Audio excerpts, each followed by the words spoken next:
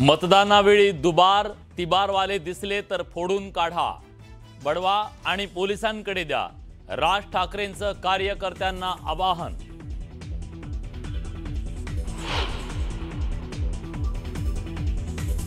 कल्याण डोंबिवलीच्या हजारो मतदारांनी केलं मलबार हिलमध्ये मतदान। राज ठाकरेंनी दाखवला दुबार मतदार याद्यांचा गठ्ठा। याद्या स्वच्छ झाल्यावरच निवडणूक घ्या, ठाकरेंची मागणी।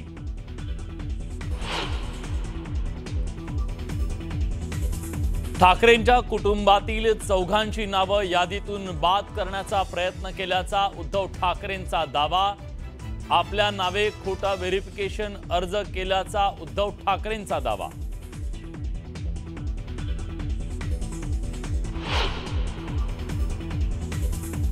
मराठी हिंदू महाराष्ट्रासाठी आम्ही एकत्र, आम्हाला भक्कम साथ द्या। सत्याच्या मोर्चातून उद्धव ठाकरेंचे राज ठाकरेंसोबत युतीचे संकेत।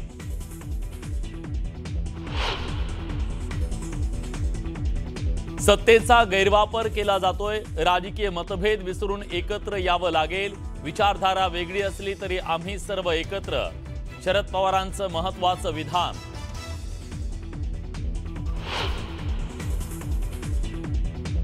मुंबईतील मविया आणि मनसेच्या मोर्चाला मोठी गर्दी।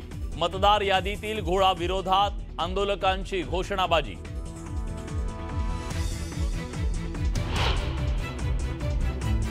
सत्याचा मोर्चा महाराष्ट्राची दिशाभूल करणारा। भाजप प्रदेशाध्यक्ष रवींद्र चव्हाणांची विरोधकांवर सडकून टीका। विरोधकांच्या सत्याच्या मोर्चाला भाजपाचं मूक आंदोलनातून प्रत्युत्तर।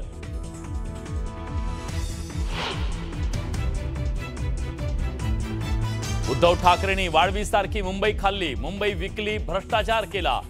अमित साटम यांची उद्धव ठाकरेंवर घणाघाती टीका। मूक मोर्चातून भाजप नेत्यांचं विरोधकांना जोरदार प्रत्युत्तर।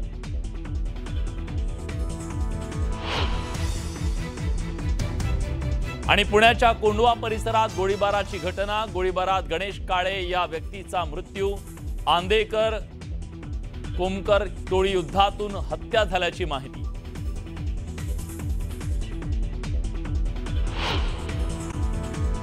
भात पिकात पाणी साचल्यामुळे शेतकरी हवालदिल झालाय। मराठवाड्यात सरासरीपेक्षा 293 मिलीमीटर अधिक पाऊस झाल्यामुळे पिकांचं मोठं नुकसान झालं। यामुळे शेतकरी आर्थिक संकटात सापडलाय।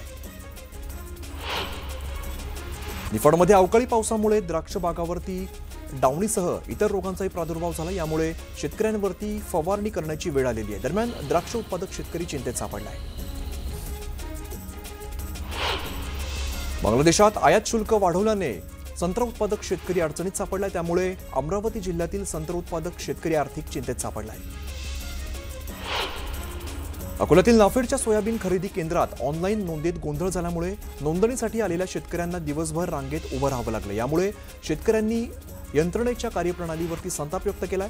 नोंदणी केंद्राबरोबर सेतू केंद्रावर सुद्धा नोंदणी सुरू करावी अशी मागणी शेतकऱ्यांनी केली आहे। चिपळूण, गुहागर आणि संगमेश्वरमध्ये पावसामुळे भात शेतीचं मोठं नुकसान झालंय। नुकसान झाल्यामुळे शेतकरी आर्थिक चिंतेत सापडलाय। तातडीने पंचनामा करत मदत देण्याची मागणी शेतकऱ्यांनी केली आहे।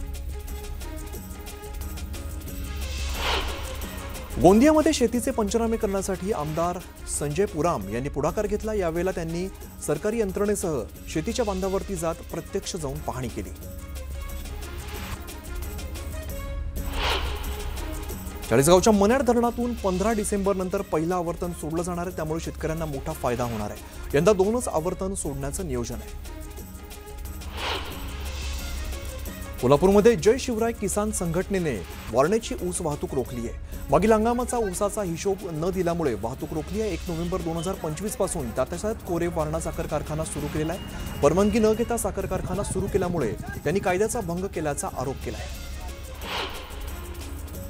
सांगलीमधील तासगाव तालुक्यातील वासुंबे गावाजवळ स्मशानभूमीत अघोरी पूजेचा धक्कादायक प्रकार समोर आलाय। जादूटोणासारख्या अघोरी पूजेने स्थानिक नागरिकांमध्ये भीतीचं वातावरण आहे।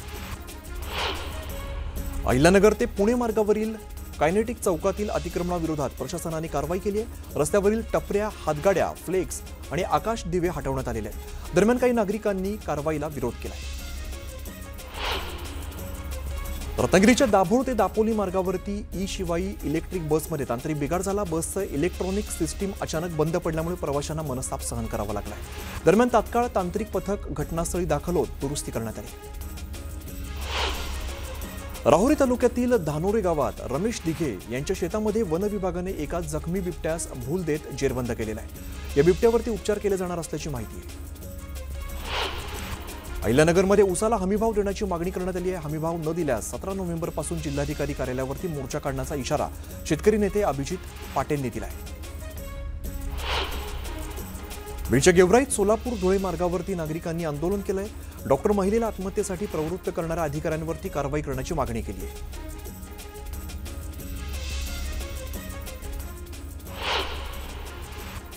एक महत्त्वाची बातमी समोर येते। वाशिम जिल्ह्यातील शेतकऱ्यांच्या सोयाबीनची 5,328 रुपये प्रति क्विंटल या शासकीय हमीभावाने खरेदी करण्यासाठी जिल्ह्यात नाफेडमार्फत ऑनलाईन नोंदणीला सुरुवात झाली आहे। मात्र आधीच शेतकऱ्यांना कुठूनही ऑनलाईन नोंदणी करता येत होती। मात्र आता शेतकऱ्यांना नोंदणी केंद्रावरती प्रत्यक्ष येऊनच ही नोंदणी करावी लागत असल्यामुळे नाफेड नोंदणी केंद्रावरती शेतकऱ्यांची प्रचंड गर्दी होतीये।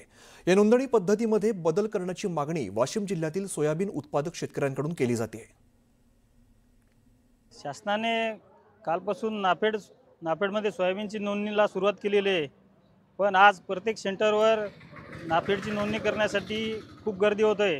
कारण शेतकरी हा प्रत्येक स्वतः हजर राहावा लागत आहे।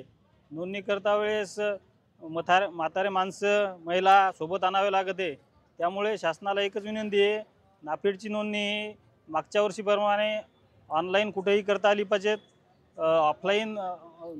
ऑफलाईन करता आली पाहिजेत। या दोन्ही सुविधा शेतकऱ्यासाठी उपलब्ध करून द्याव्या।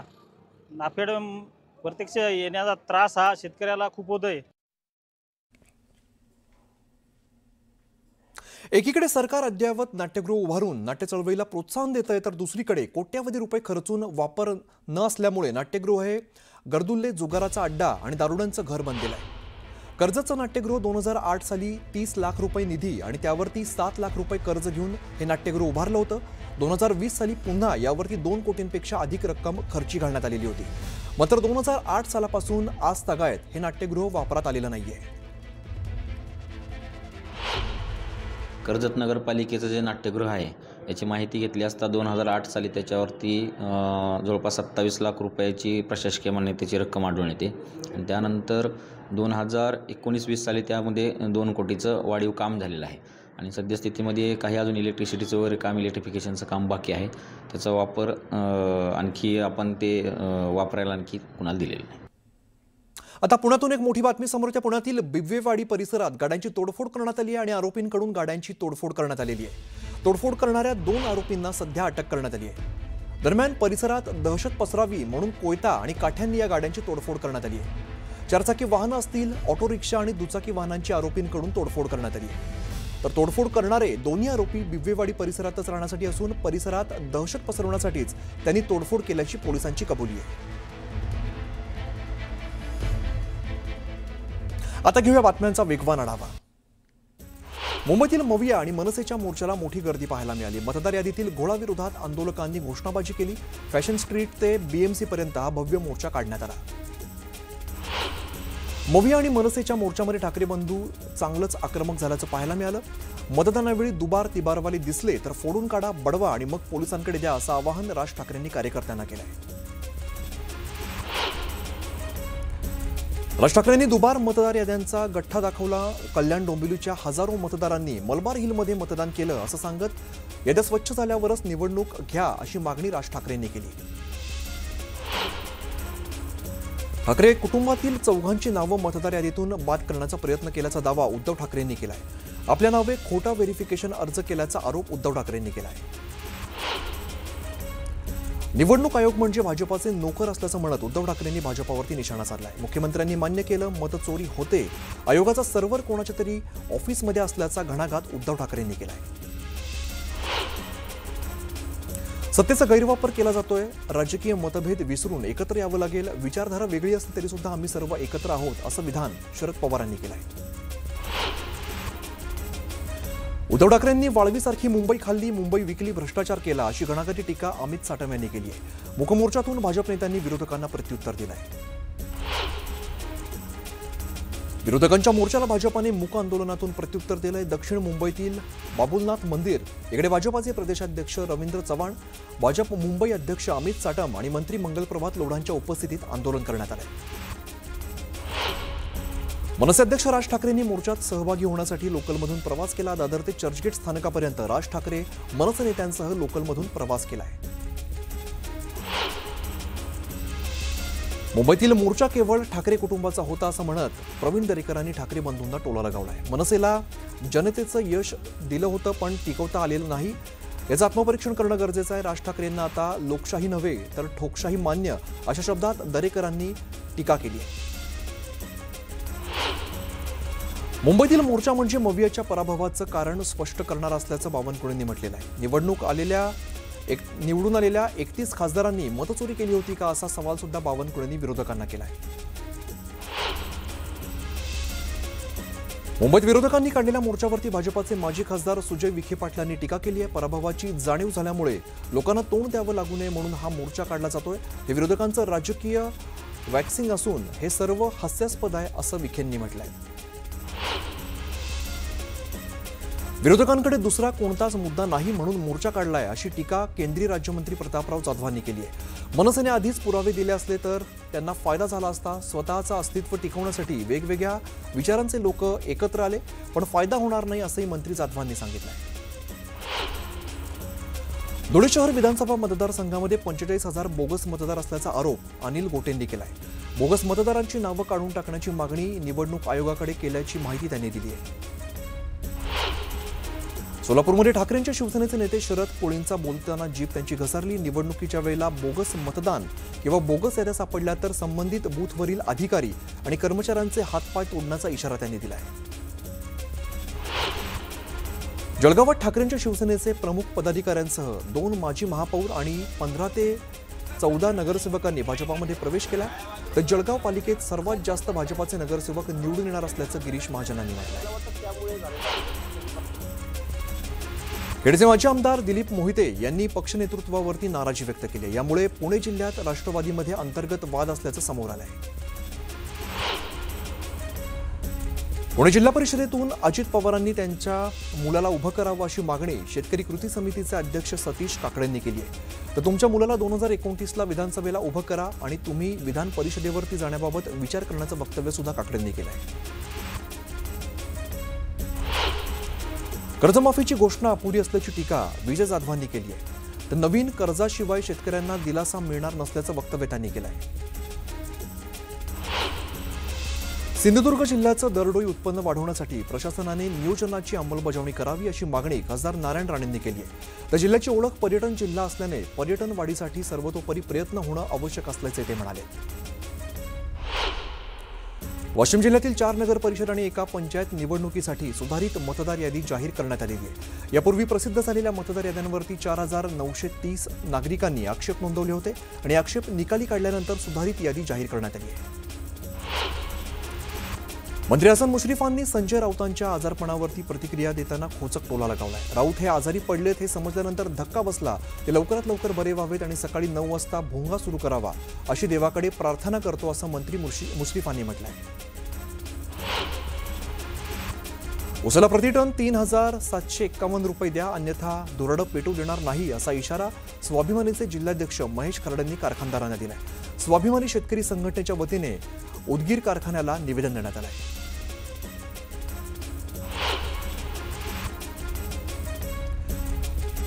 अवैध वाळू तस्करी रोखण्यासाठी गृह आणि महसूल खात्याने एकत्रितपणे काम करण्याचे निर्देश महसूल मंत्री चंद्रशेखर बावनकुळेंनी दिले. वाळू तस्करांना साथ देणाऱ्या महसूल अधिकाऱ्यांना घरी बसावं अशी तंबी बावनकुळेंनी दिली. पुणे ठाकरेंच्या शिवसेनेच्या रेखा कोंडेंसह 10 ते 12 महिलांवरती गुन्हा दाखल करण्यात आला. रुपाली चाकणकरांच्या कार्यालयाबाहेर आंदोलन केल्याने पोलिसांनी कारवाई केली आहे. मुंबई महापालिकेतर्फे रस्त्यांची नियमित स्वच्छता आणि देखभालीसाठी रस्ते दत्तक उपक्रम राबवण्यात येणार आहे. मुंबईतील 730 पेक्षा अधिक रस्त्यांच्या शाश्वत देखभालीसाठी घनकचरा व्यवस्थापन विभागाने विशेष पुढाकार घेतला असून नागरिकांनी आपला परिसर स्वच्छ ठेवून महानगरपालिकेच्या स्वच्छता विषयक प्रयत्नांना बळ द्यावं असं आवाहन महापालिकेतर्फे करण्यात आलं आहे. महाराष्ट्र केसरी पैलवान सिकंदर शेखला अवैधरित्या पिस्तूल तस्करी प्रकरणात पंजाब पोलिसांनी अटक केली आहे. तर सिकंदर शेखला फसवल्याचा आरोप सिकंदरच्या वडिलांनी केलाय. सिकंदरला सोडवण्याची विनंती त्याच्या वडिलांनी केली आहे. पंढरपुरात कार्तिकी वारीसाठी पोलिसांकडून 300हून अधिक सीसीटीव्ही कॅमेरे बसवण्यात आले. तसंच AI प्रणालीच्या माध्यमातून ड्रोनद्वारे संपूर्ण शहरावरील गर्दीवर पोलीस नजर ठेवणार आहेत. पंढरपूरमध्ये उद्या कार्तिक एकादशी सोहळ्याचं आयोजन करण्यात आलंय. भाविकांसाठी महाप्रसाद म्हणून बुंदीचे 10 लाख लाडू तर 1 लाख राजगिऱ्याचे लाडू तयार करण्यात आले. मीरा भाईंदरमध्ये संत ज्ञानेश्वर वारकरी भवनात लोकार्पण करण्यात आलेलं आहे. इंदुरकर महाराजांनी उपस्थितीत लोकार्पण करण्यात आलेलं आहे. 2 मजली भवनासाठी 2 कोटींचा निधी खर्च करण्यात आला. महाराष्ट्र कर्नाटक सीमेवरती महाराष्ट्र एकीकरण समितीने काळा दिन साजरा केला. यावेळेला मोठ्या संख्येने मराठी भाषिकांनी या फेरीमध्ये सहभाग घेत महाराष्ट्रात जाण्याचा निर्धार केला आहे.